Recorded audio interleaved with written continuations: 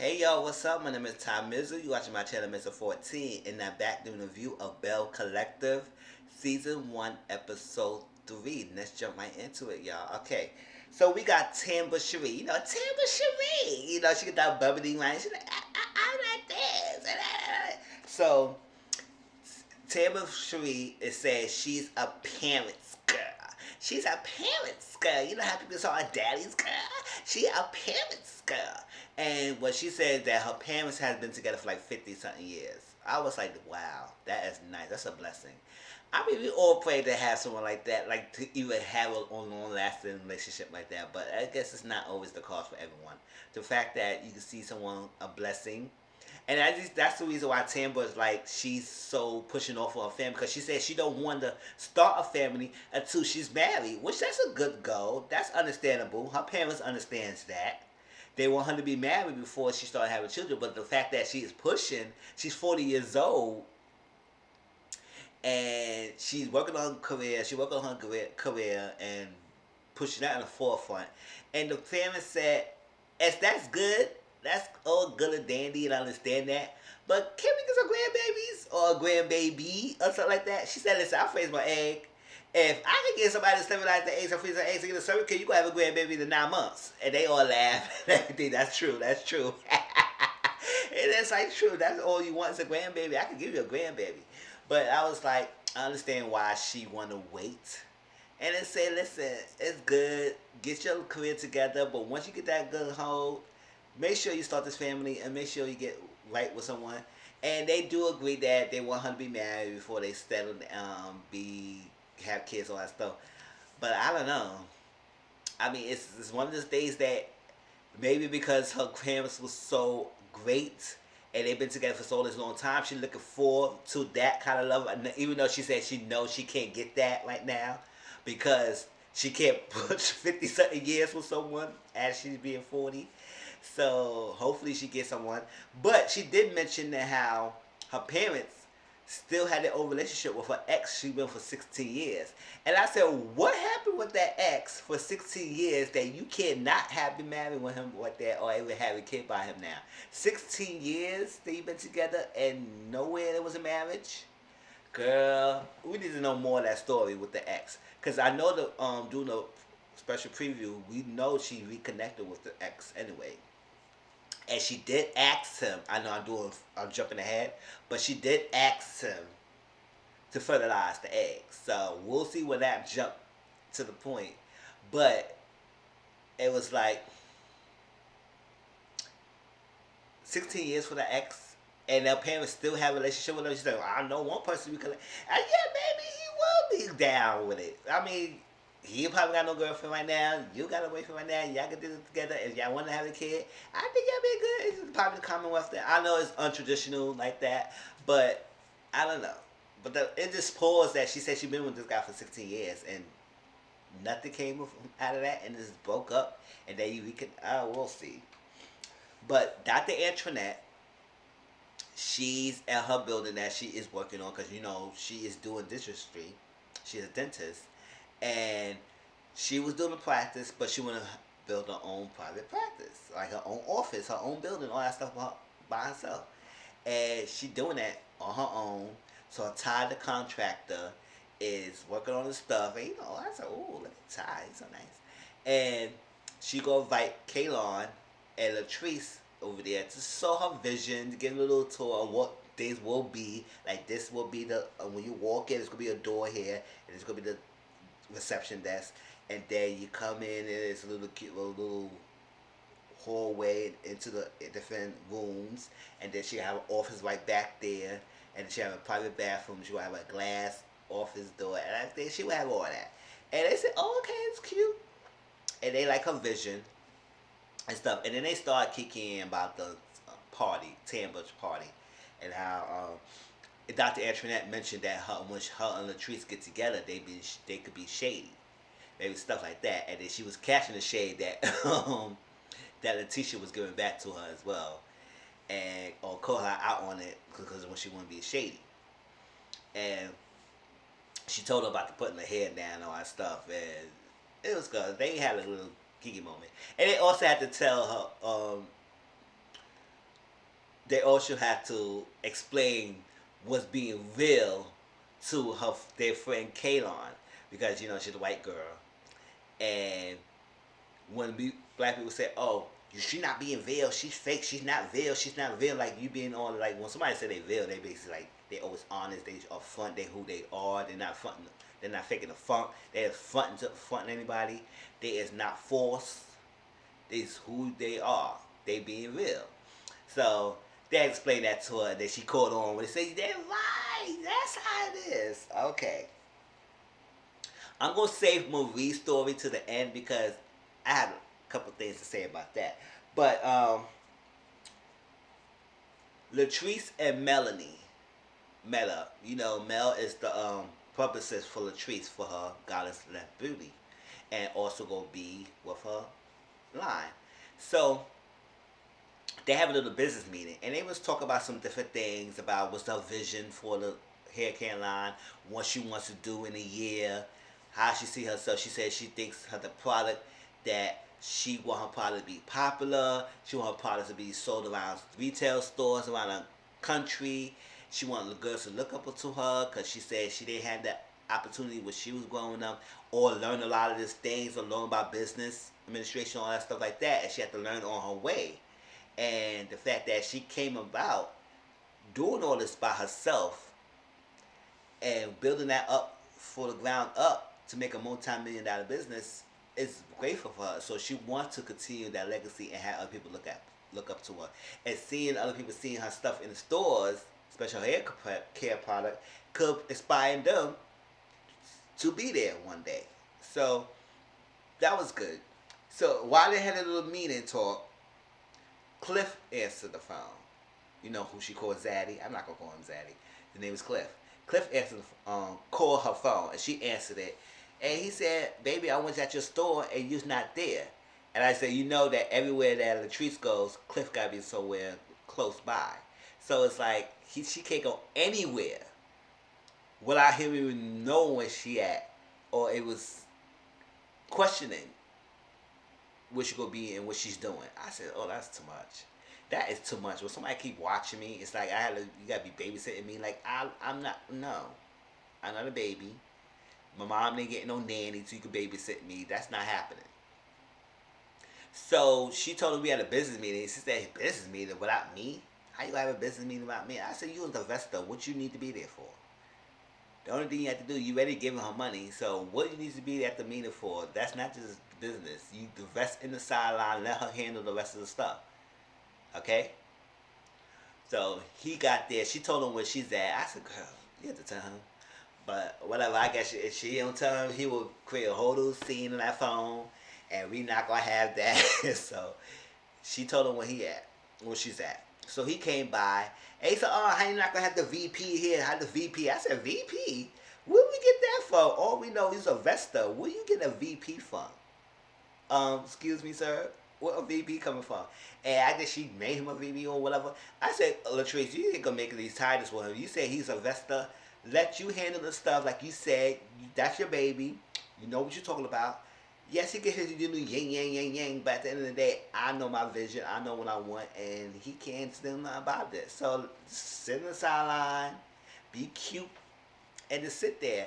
And he said he felt like he been neglected and get neglected and everything. I don't know. Latrice got me a part of this business that she don't be calling them. She don't be paying attention to me. She be neglecting me. And I be sitting in the sideline. I gotta be silent. I can't say nothing. And Mel was like, "Oh." He said, "I'm infuriated." She said, "You furious? You mad? Why you mad, Cliff?" And he said, "Y'all doing this business meeting. Y'all invite me. I'm the VP." She said, "Oh, VP." And so publicist Melanie was on point. She got to pick a sample of the product of what the logo was supposed to look like on the bottle and everything. She gave them a pamphlets of things they were looking over and stuff like that. And they was on point. They got they know what they doing. But Clifford got to show up and everything. Said he want to give his input. He said, "Oh, why you gonna do the logo and everything? You see what I have?" She said, "Listen, I know Latrice. I know Latrice. I know what she's want. I know how she's go her business at. This is it. Let her handle it. We got this. We got this, Cliff.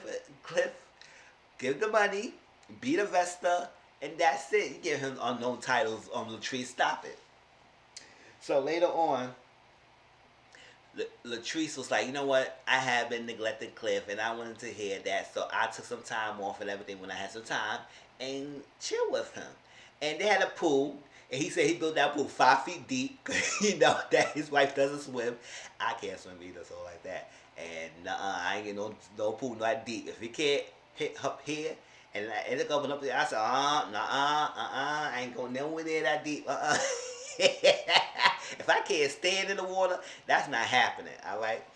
So she was like, she got strong daddy issues. I said, we could tell you've been with somebody for 20 years, your senior, older than you and everything. I said, usually with females who marry or date and have babies with an older man, it's usually because they got an absentee father or they have daddy issues and stuff. It's usually. Okay, most people, okay, they like the older men. It is what it is. But usually, it's because they have absentee fathers or have daddy issues and everything. So that's the reason why she like Clifford.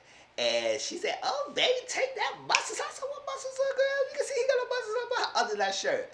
And she said, "Ooh, yes, I got some store daddy issues, and I like that belly. Ooh, the belly." I said, "Oh, you better love the belly. You better love the belly." She was getting turned on by the belly. She loved the belly. I said, "Oh, all right, Trish. Hey, not everyone want to have that wash. Like, it's nice to look at the washboard, 6 abs, kind of little punky chest and everything. It's nice to look at and everything. But some people like the little punchy on themselves. Like, come on, like the punchy. Let me stop. And that's it. So she liked the little pouch in the belly. She that's turned her on that she like her daddy like that. I said, all right, Latrice. So Tambra took Letitia to her cousin, Councilman Stamps. I know she's her cousin. A person, her family member, Councilman Stamps. And the vision, because Tambra's on board with that. She said, oh, yes, this Ferry Street project and everything. And Tambra was like, you know what? I'll connect you with someone who can help you. Let's get this ball on the roll. I said, you better go ahead as a good friend, Tambra.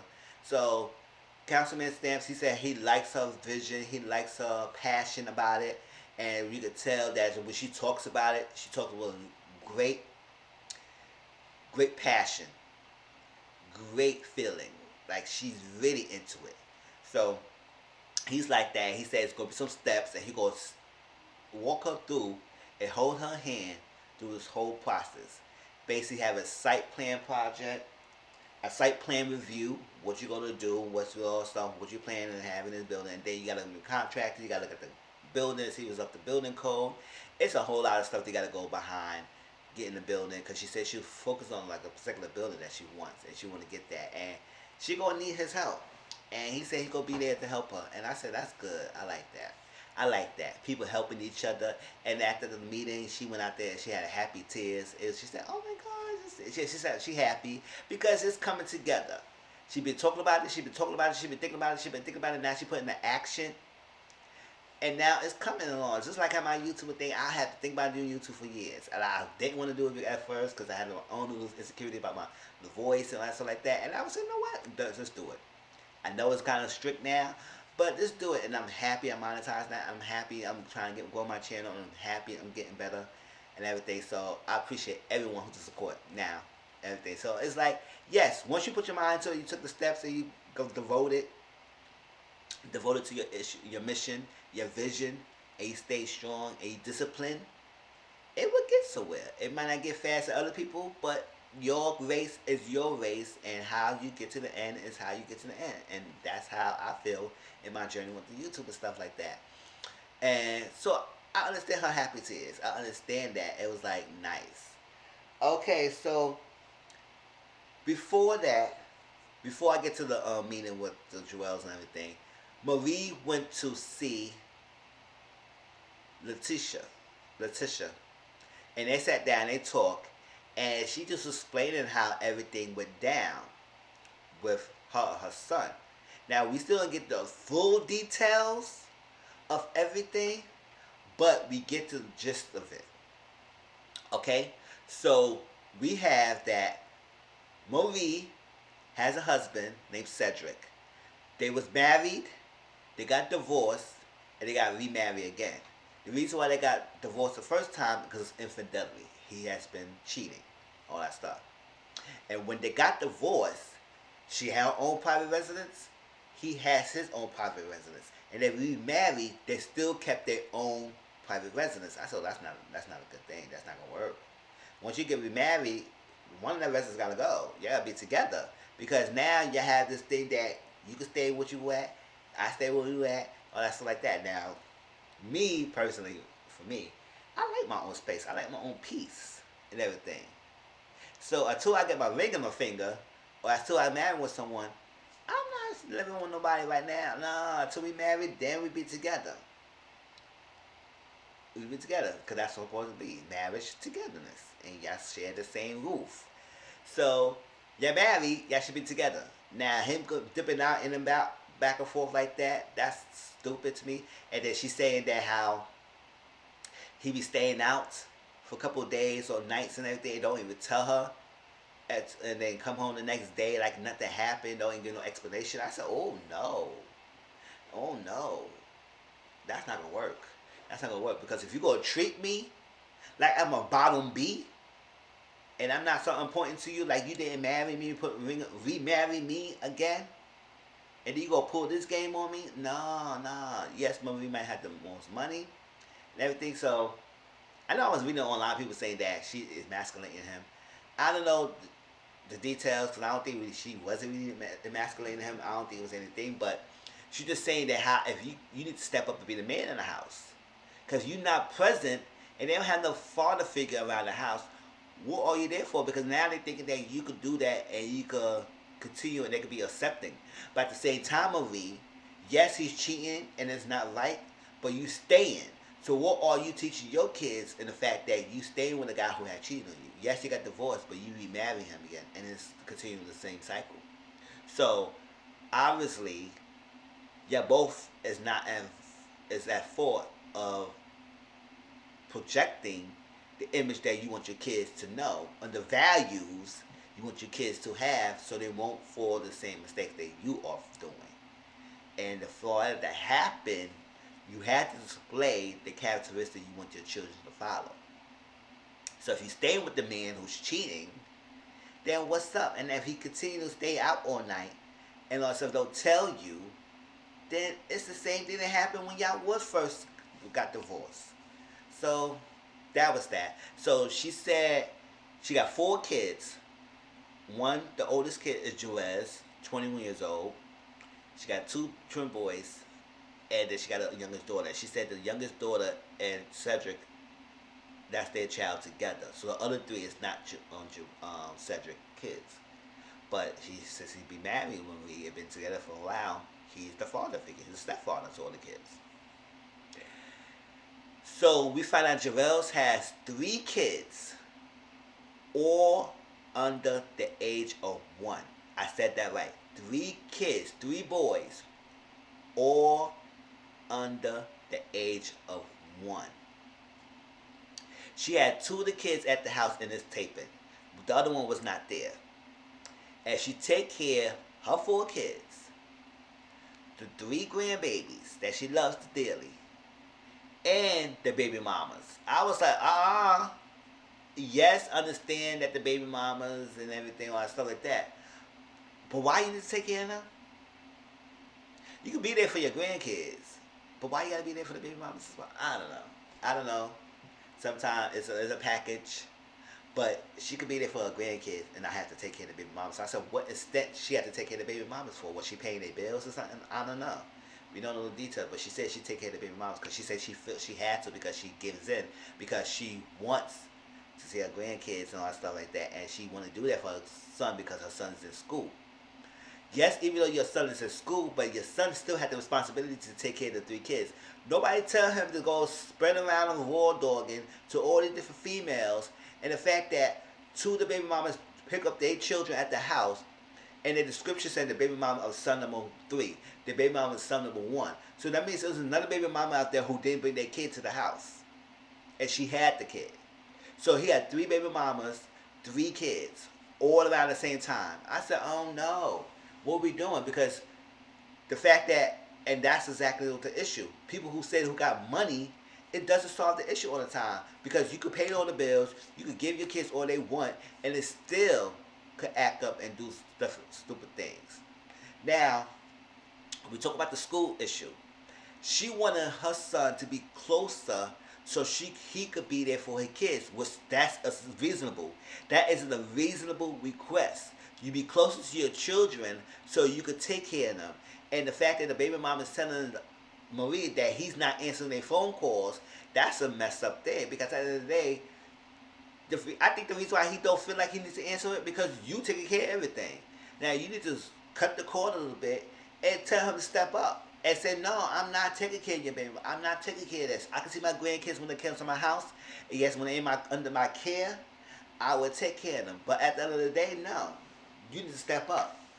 You need to step up and be there for your kids because you laid down to have those kids. Not Marie, not Cedric. You laid down. Okay? So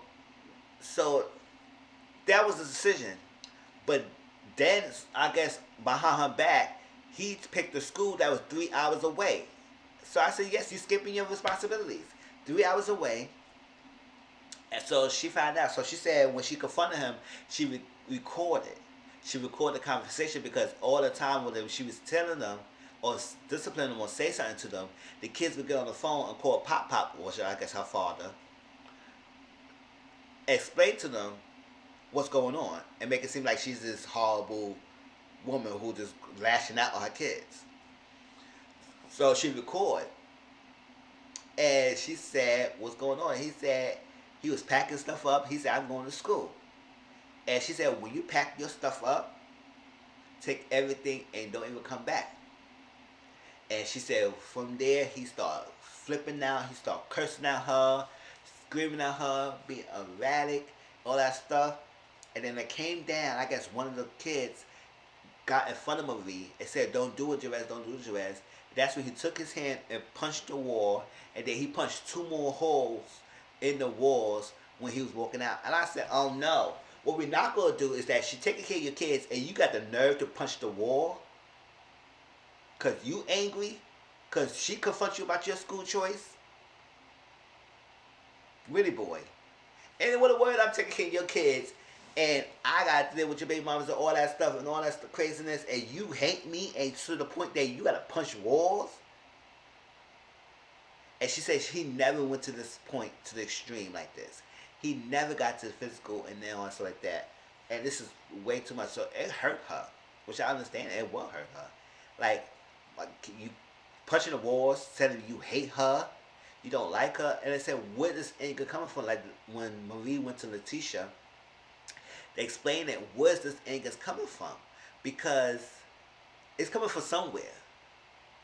For him to snap like that over a school thing and she tell you not to come back. I said, she tell you not to come back. If you leaving my house, don't come back and everything. I mean, yes, it might throw you off and everything.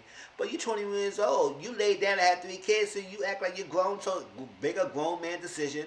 Get your own, get your stuff, and whatever. If you're going to disrespect me and not following my rules, then you can get out. But yes, so they had to have a mediation. She said we need to sit down and have a talk to him and see what's up. So they had to sit down. Essie, that was her name. I forgot her name last week. I could never think about her name. The business partner. Essie was a mediator. And that's one of the times she was talking to Cedric. And he said, oh, why Essie's here? We could talk to Jerez ourselves. She said, no, Essie had every right to be here. You know why she had every right to be here? Why? Essie, she said, well, half of everything Marie owns, I own. I was like, what? You talk about the business side, but about the marriage, you're not part of this marriage. But you telling Essie everything. So the fact that Essie's a business partner and then part of she thinks she has every right to be the part of the marriage, they're giving her 2% to it. And she spent some points and some truth about him being an active parent around and showing the physicality and being the presence male role model for the kids. Yes, it's true. They needs that. Because if they don't see you around as much, then it affects them. Especially if you've been in their lives for all this time. So he sat down. He said Jerez said he apologized. He just said he snapped because when you told him that you had to make this choice against a different school and not the school, because you said they had an agreement that he would go hold off with basketball. And I say yes, everybody had this dream of going to college, get a basketball star, to be an athlete, everything. It doesn't work out for everyone. So the fact that you thought you was gonna get rich doing the basketball and sports, it's fine. Should have hold out doing thing, because you got 3 kids. Remember, if you were single, it was to be on fine and dandy. But you got 3 kids you got to worry about. Answer the baby mama phone calls. You need to be there. You need to take your responsibility and take care of them and everything. So we gotta push on and work on yourself, physically and mentally, before you even jump on any other stuff and going to school all far away or stuff. So he agreed to do counseling, he agreed to do anger management, and he agreed to do family therapy. So we'll see how that goes. And I don't think they even need Essie there, because he said like she was talking, he thing, and he said that it was no arguments. I don't know. Maybe Essie was there to calm it down. It got into craziness, but he apologized. He said, "You is my mom. Oh, I'm sorry, I love you." But I would say I want to know where that came from. But tell me how y'all feel about this episode. That was Belle Collective, y'all. Please like, comment, subscribe to my channel. Also share my videos. Get my name out there. Get it out there, y'all. I appreciate everyone who's been supporting me. And I'll talk to y'all later, alright? Peace.